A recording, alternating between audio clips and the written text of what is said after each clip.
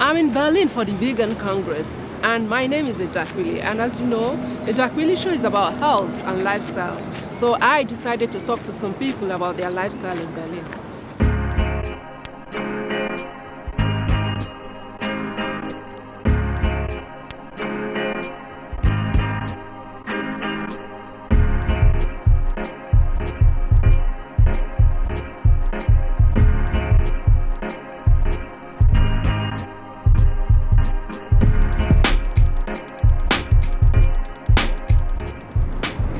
So we're here at the Panorama. It's quite cold. Mr. Anders, please, can you show me some of these things? Well, we are right in the center of Berlin here at the Potsdamer Platz, and when we look down, we will see that there is at the end, you see the Reichstag, which is the parliament, the federal parliament of Germany, of the Federal Republic, and that's the government district with all the houses of the parliament. And a bit before, you see the Brandenburg Gate, which is the symbol of Berlin, where the wall used to be and where all the big events took place. And from there you have all the embassies, the French and the American embassy. Actually, the big white building there is the American embassy, which was built there. It was the historic place where it used to be before the war. And then you see the large field, which is the Jewish Holocaust Memorial, a very remarkable place. So we are right in the center of Berlin and having all these places in a very condensed manner here. So what we do here is that we stand here and we see all around is it like a model city? When we stand here at this panorama, it picks up the city. Well, I think you get really the center, especially what you can see here. This is an area which was not there 30 years ago. At the time of the war, of the wall, it was completely empty, and everything was reconstructed after the reunification of Germany. So it is remarkable to see what happened here within the last 25 years. Only 25 years this was achieved. Yes. This is great. Yes, and we will show you some pictures what it looked like before. There were only 3 buildings left here, not more. And now it's a vibrant part of the city again. Talk about the tenacity of the human spirit. This is quite awesome. Stay with us. Hey, please, what's your name? My name is Regula. Regula. Okay. And why are you here in Berlin? We come to Berlin very often because we love the city, we love everything. It's very living city. What was it you really love about Berlin? The diversity of things. You can see kind of history things, you can see modern things. The city is living, lots of shows, theaters, everything. It's like the mixture of everything. Okay, so Berlin keeps pulling you back. How about lifestyle? What is it about their lifestyle that you think really pulls you? They're just cool. They don't think what other people think. They're just like, in Berlin you can be everything. Oh, I didn't know that. I particularly love the idea of riding bicycles around. It's a good way of exercising. What do you think? Yeah, we did a bike tour yesterday. Oh, really? Yeah, it was great to cruise down in the cool parts of the city in which tourists normally don't go. So we could see lots of the real Berlin. Regular. What is the real Berlin, and where is the real Berlin?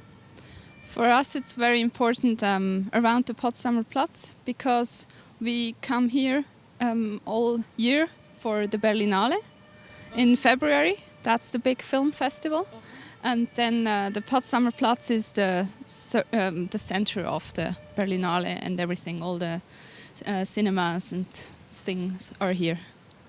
Thank you very much. Appreciate your time.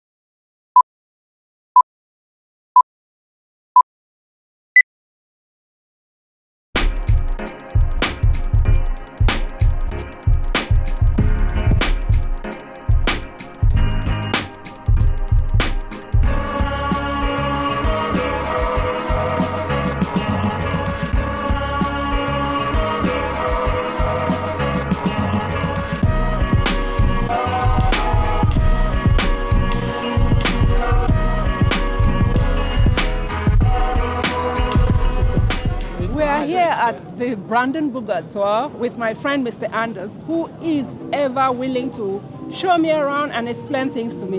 Mr. Anders, please explain this place to me, especially that sign that I've seen, so quite interesting. Well, this the Brandenburger Tor actually dates from the 18th century and it's been built like the big gate into the main boulevard of Berlin under the linden trees, which is the Berlin Champs-Élysées, and it was used for triumph when the Prussian army came back from the war. They could march in from here to the palace of the king. You know what you see on the top, as you asked me, it's the famous quadriga. It's the Statue of Victory. And the funny thing is, it was built for the Prussians, and then when Napoleon, the French, came to conquer Berlin, they took the quadriga away. It was in Paris for a long time, and when the Prussians again, Germany, conquered France, they took the quadriga back to Berlin. Now it's here again, but today, as we are all the European Union, we are friends together, and now the quadriga can stay here. And this place, you know, 25 or 30 years ago, there was only this gate, nothing else. We were really in the area of the border between East and West Berlin. This was the crucial point. Nobody could attain the gate. The wall was right behind it. From the west we couldn't go there. From the east it was blocked, so nobody could go there. And you can imagine what happened in 1989 when the wall fell down. Everybody wanted to walk through this gate, and people started to dance on the wall and to climb the wall. You have probably seen the pictures on television, and this is the most symbolic part of Berlin. So whenever you speak about Berlin, you see pictures of Berlin, you see this Brandenburger Tor, because it's such a nice place. You see many young people from all over the world coming together here, and it's just a lot of peace and joy and fun to be here, I can say. We're talking about how to preserve culture and, you know, the link to the past and the present. You have it all in it. Yeah, thank you, Mr. Anders. I really appreciate this. You're welcome. Thank you so much. You're welcome. Please stay with us. We'll be right back.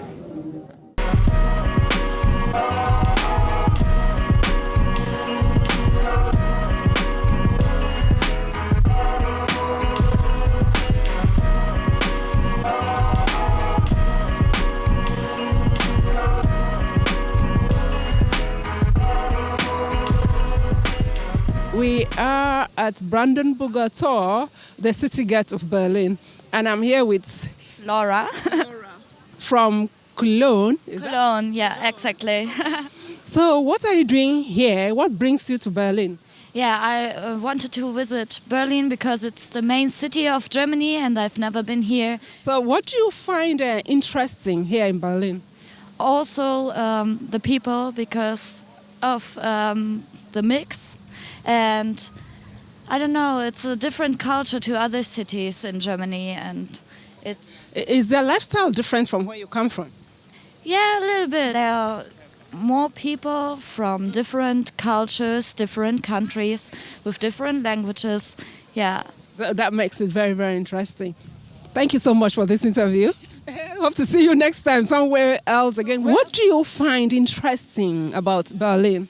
Yeah, in the daylight I found lots of green areas, which is very beautiful, and especially now the weather is very nice. And in night, the city is very, like how I tell you, it's like full of action and nightlife style. I find it very nice. Okay, let me ask you, what's different about Berlin and Iran? You come from Iran, right there? Iran, but I used to live in Dubai too. I grew up there. But I found here much better.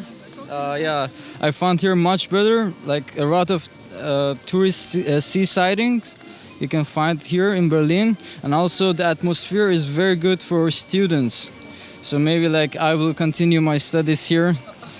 So I'm also looking at. Oh, thank you so much. Thank you so much. Nice talking to you.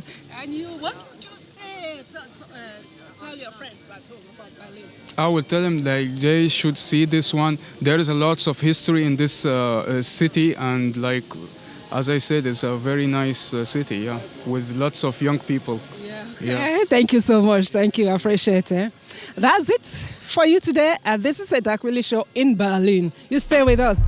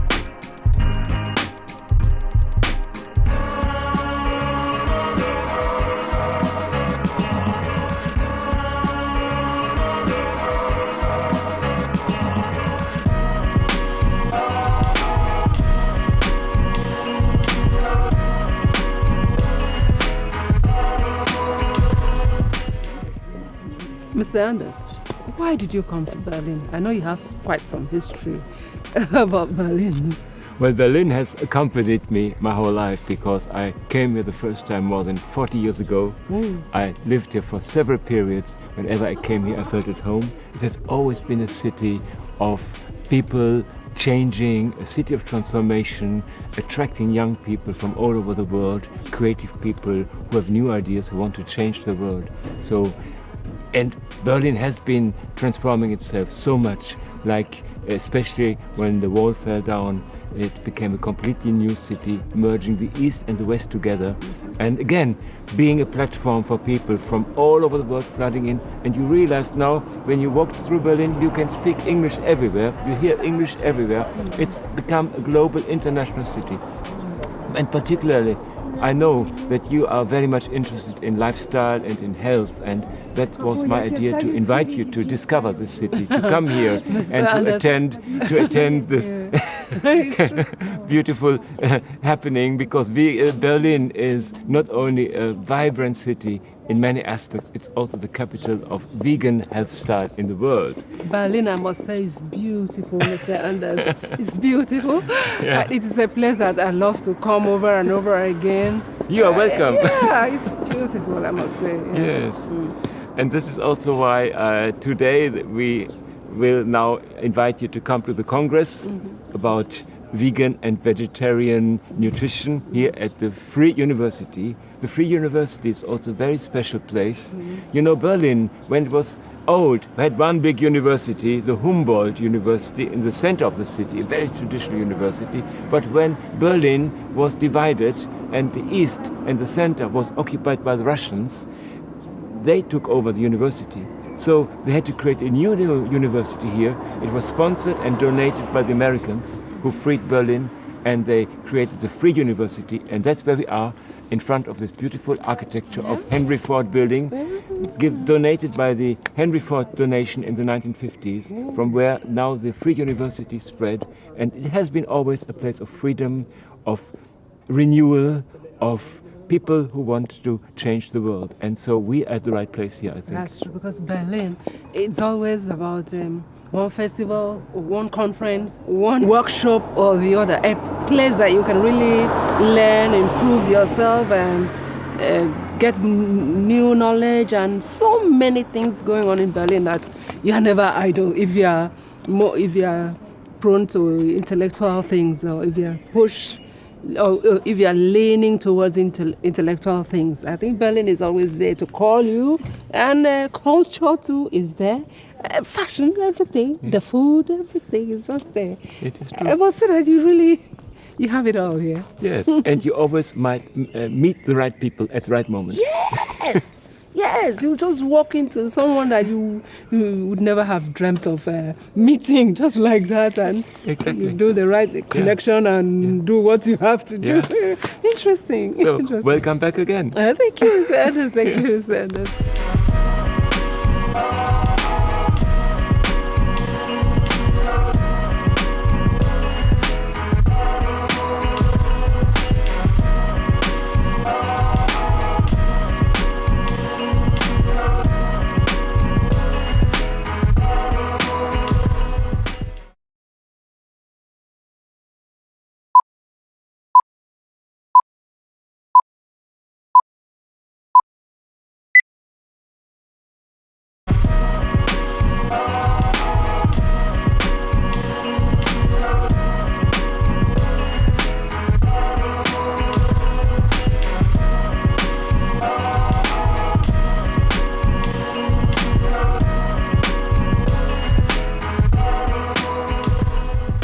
Hello there, my name is Edakwili, and I am still in Berlin for the International Medical Congress for the Vegetarian Nutrition. I am here with Professor van Schradenberg from the University of Amsterdam. I've been trying to get him to give me this interview since last year in Austria, but there was no time. When I met him here, there is no way, just no way I could have allowed him to go. So today I've pinned him down because he's like a walking encyclopedia to talk about knee pain. Let's see how he's going to talk about it. Prof, welcome. And thank you for giving me this interview. You're welcome. Please, talk more about yourself. Let the people know more about you, because I just know you as professor, a walking encyclopedia. Tell us more about yourself. Okay, well, I'm a doctor, a medical doctor. I work in rheumatology, which means everything that has to do with movement, with bones, joints, muscles. That's the kind of diseases that I treat, yeah. Okay. Yeah. I just know that you're the right person for this topic. You know everything. So let's talk about the knee pain. What is the cause of knee pain? Or what do you call it? I'm glad you call it knee pain, because many people talk about arthritis. And arthritis is a very general word to describe diseases that are both have to do with inflammation. Itis is the Latin for inflammation, but it's also used for degenerative diseases, which have not so much to do with inflammation. So when you think of an inflammatory disease like rheumatoid arthritis, it can also affect the knee, but the most usual cause of knee pain is the degenerative diseases, so problems with cartilage or damage through an accident, and then the bone starts to deform, and that is what is the most usual cause of knee pain. Okay. Yeah. Okay. A lot of people I know are affected by this pain. Some people can't even walk. They can't walk again. What could be is there a solution to it? Are there things they can do? Well, mostly knee pain develops later in life, or very young, when people are doing sports and athletic things, and then they hurt their knee, and that is often the basis for damage that is then becoming a problem later. Because if you have a damage to your cartilage or to a ligament when you are young, then it might repair more or less, but it's not quite as good as it was. And because it doesn't fit completely, that's the beginning of damage. But you might feel it only 10 or 20 years later. So then the cartilage is so deformed that it starts to give pain. And also people often tend to become heavier with age, and then when there's more loading of the knee joint through the body weight, it can also be a cause of knee pain. So typically more of elderly people. Okay, for some people that are not elderly, like I've seen people in their 40s that are down with severe knee pain, and they are not overweight, they did not injure their knee when they were young. What could be responsible for it? Well, sometimes it's the structures around the knee, where the muscles attach to the bone through tendons. So that could be localized knee pain. For instance, here when you have the kneecap here, and then the tendon goes to the lower leg, that's often a place where there's some friction or tension, and then you have a local knee problem, and that could be a cause. And also on the side or on the back. So. Okay, since we are here for the medical congress for vegetarian nutrition, when we come, I would like us to take a break. When we come back, you're going to tell us if there are any foods we should eat or avoid if one is suffering from knee pain. Let's take a break. We'll be right back.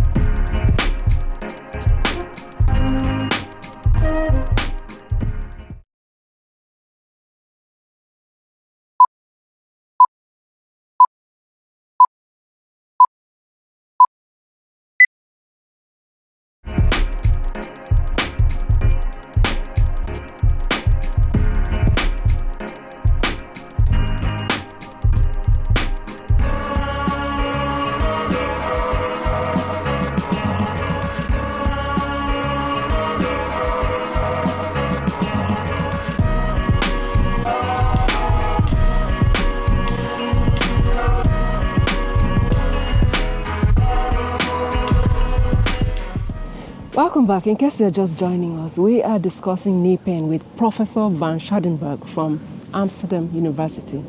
In case you have knee pain or you know someone that has knee pain, pay attention. You'll be able to help someone one way or the other. Prof, person like me, I love to wear my heels.